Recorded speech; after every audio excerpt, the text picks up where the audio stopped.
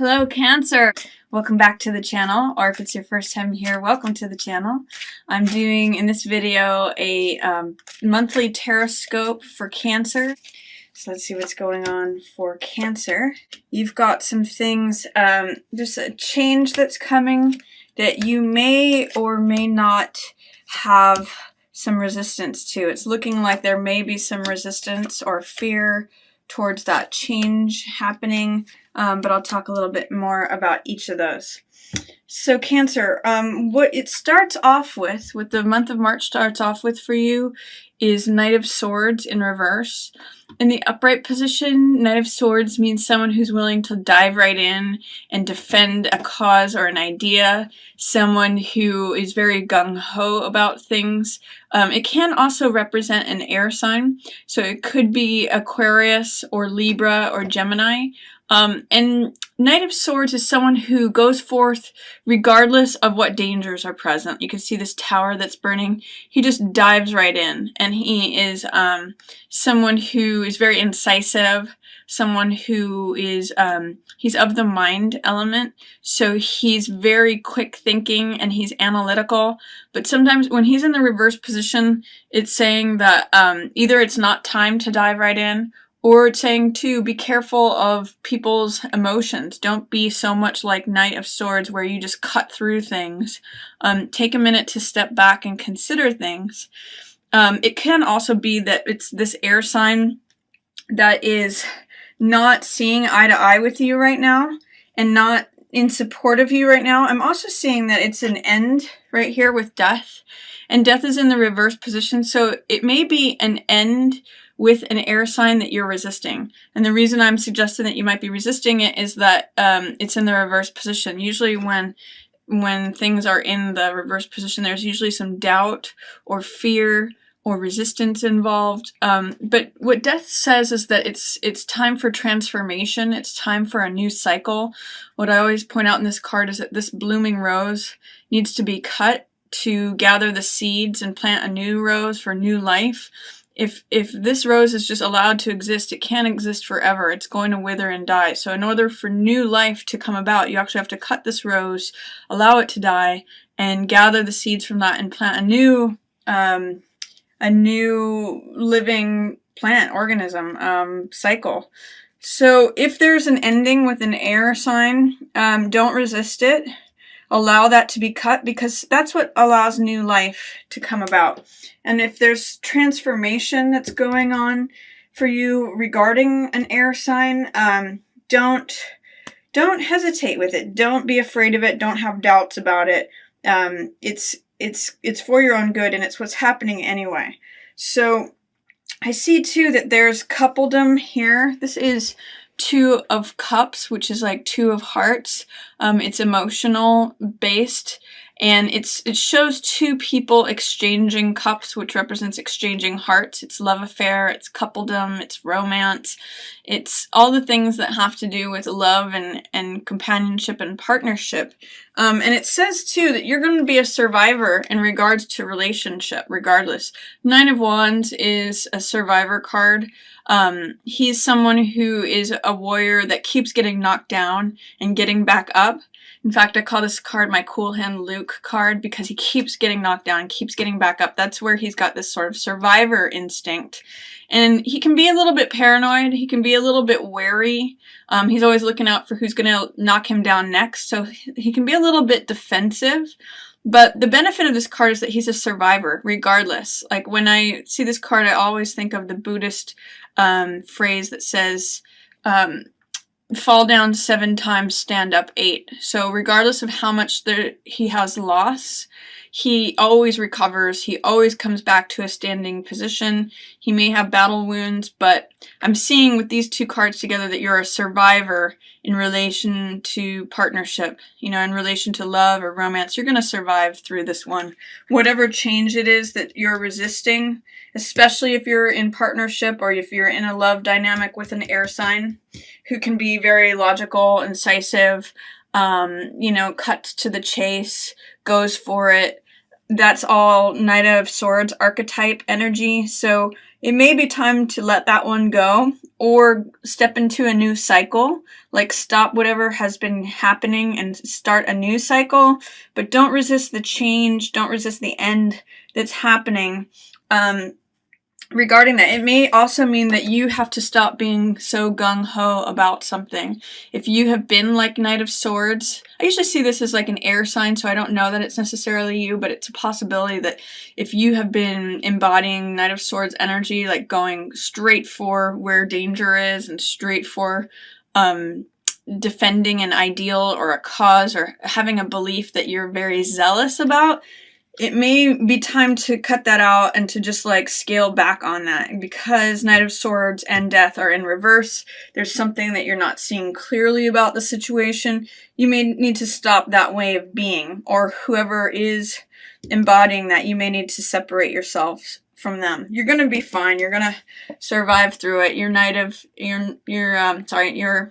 Nine of Wands in regards to relationship and romance. So you're always gonna find your feet. You're always gonna like be like a cat that lands on its feet regarding that.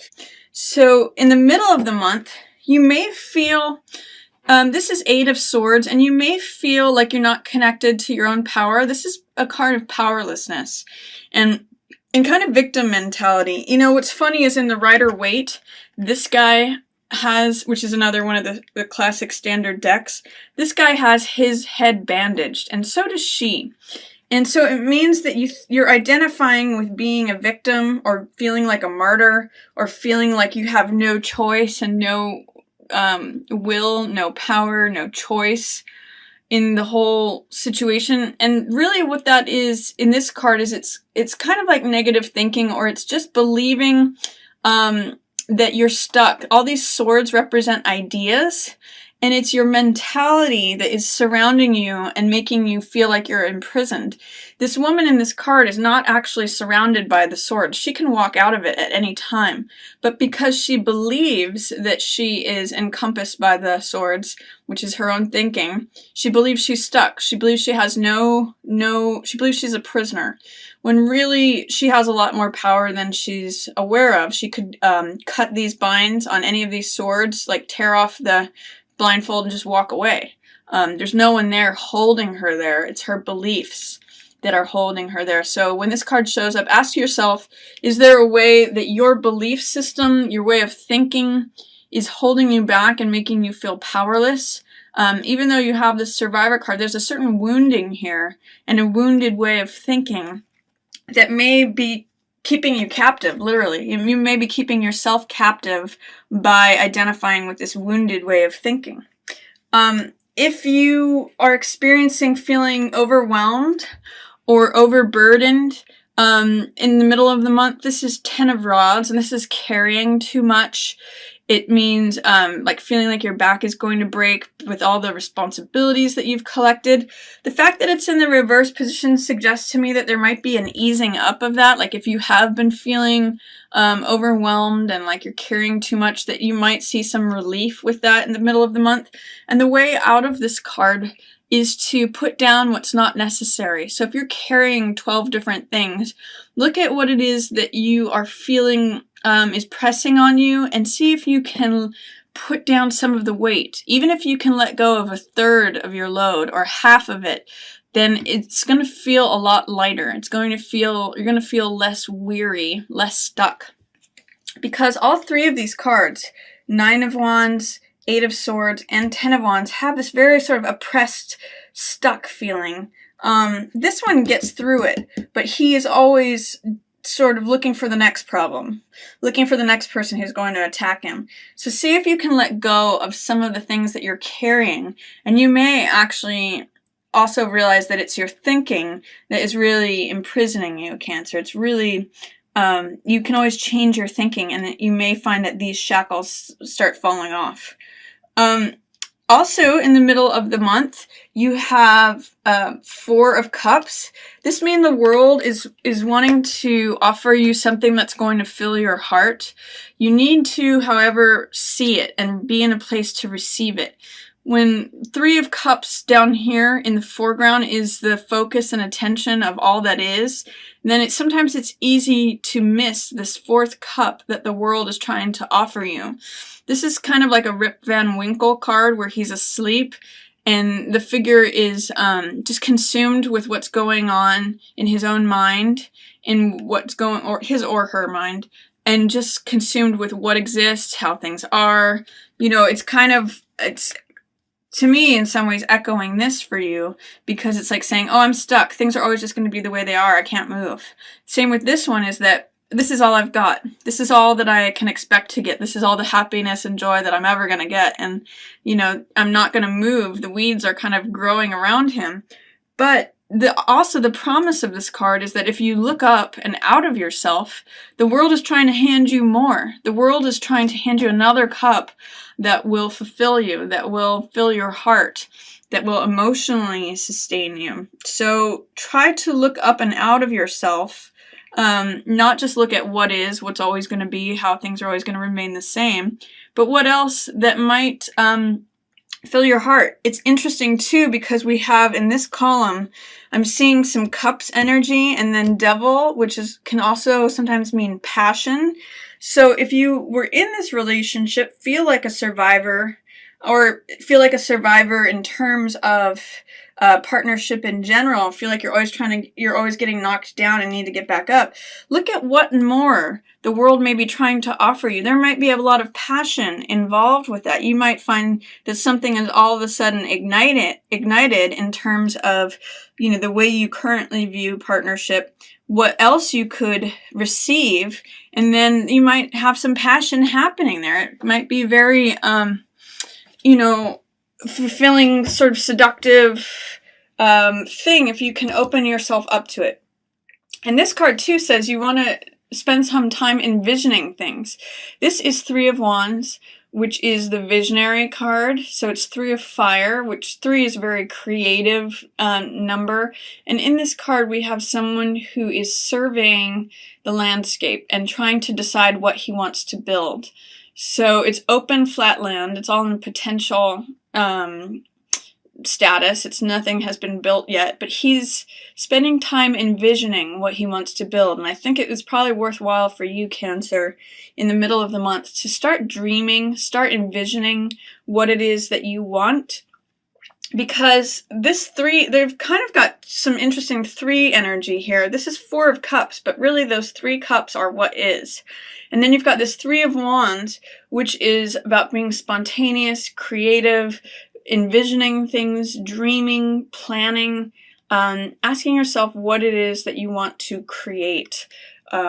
Because if you remain in this 9 of Wands or this 8 of Swords or even 10 of Wands energy, you're just going to feel like you're carrying the same thing. I'm thinking of like Sisyphus, rolling the ball up the hill, rolling the ball down the hill, rolling, like kind of an almost, is this all there is energy. But open yourself up.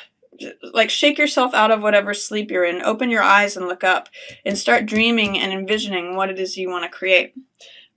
Towards the end of the month, I see a couple different things happening here. You've got 2 major arcana cards surrounding another major arcana card. So at the end of the month, it seems as though there's something kind of important that is coming into your focus. It has to do with intuition and truth, trusting those things. I'm going to say a little bit more about those, but I'm going to talk about this card first. This card is 5 of Swords, and 5 of Swords I call picking up the pieces. So it's looking at what the sun has set on, and I'm going to show you in this card how it echoes. There's a setting sun in this death card when things ended, and this card too echoes that setting sun. What's happening here though is that someone is picking up the swords that are left out on the battlefield. So if something is coming to a conclusion, if something is ending, likely related to this, see what it is that you can gather and take away from it, because this swords energy is insight, it's ideas, it's thoughts. It can be even like tidbits of wisdom that you're collecting and saying, okay, I've been through that battle. This is what I'm taking away from it. This is my takeaway. This is my insight. I'm collecting these insights and knowledge from having been through this. Because you're needing to confront something that is not true. This Devil card also means, as well as passion, it also means being seduced by something, believing in things that aren't true, believing false beliefs, and it's in opposition to Justice and High Priestess, which are really cards of authority and knowledge. You can see both of them are sitting on these thrones. This one, High Priestess, is about inner knowledge, trusting your gut, finding information that just comes to you from an intuitive, instinctual sense from other realms. It's sort of like when you have a gut feeling about something. And this one is a card of knowledge that has to do with fairness, justice, righteousness, things that are true according to the law, or things that are true according to justice, like things that are right and correct and true. So there's a way and both of these are feminine cards, you'll notice. So there's something about connecting with the feminine aspect, the feminine element. And you'll see too, in both of these cards, they have this drapery behind them, which is saying that the information isn't always on the surface. It might be behind the veil, where you actually need to trust your authority. There's something that is definitely taking your attention away from you, and it's making you believe that this is in charge, whether it's passion, seduction, addiction, lies. There's something that is false, something that's not true, but which kind of has a grip on you. And it's kind of going against your gut instincts, is what you know to be fair and true and correct and right. You're not listening to that. You're focused on this. So even though it's completely surrounded by your inner knowing and what you know to be true and fair and right and just, what is the focus on this about? You might need to look at what you need to do to correct the situation, to make things, any injustices just, to render a verdict, to uphold truth that you know, and quite frankly, to trust your intuition and trust your own inner knowing and your own gut feelings about things. That's what, by focusing on this and allowing this to be the dominating factor, you are sort of quieting and squelching both your inner sense of knowing and your sense of justice. So be careful towards the end of the month, Cancer, because it looks like you're going to have to really rely upon these two ladies in order to untangle yourself from the grip of this, whatever this is. This can, like I said, this could be passion, seduction, false beliefs, like even believing that you're not good enough, believing something that's not true. Maybe information that was told to you that's not true, but yet you're believing it anyway. Believing in things that people have told you about yourself that are not true, or about someone else. In this card, I just always like to point out that in the Rider-Waite, there's a man and a woman who each have chains around their neck, and the chains are loose enough that they can just take them off. They always have the ability to leave, just like in this card. But it's their belief in this character and belief in this structure or belief system that is keeping them stuck. So you may want to consider, Cancer, in what ways are you stuck? In what ways are you not listening to yourself? And in what ways are you telling yourself things that are not true? And in what ways is that keeping you in one place, keeping you restricted, keeping you feeling powerless? And like a lesser version of yourself. So that's my reading for you, Cancer. I hope you enjoyed it. I hope you get some insight and access to your own abilities, your own strengths by hearing this. And I just want to thank everyone, as always, for watching. Yours in the stars.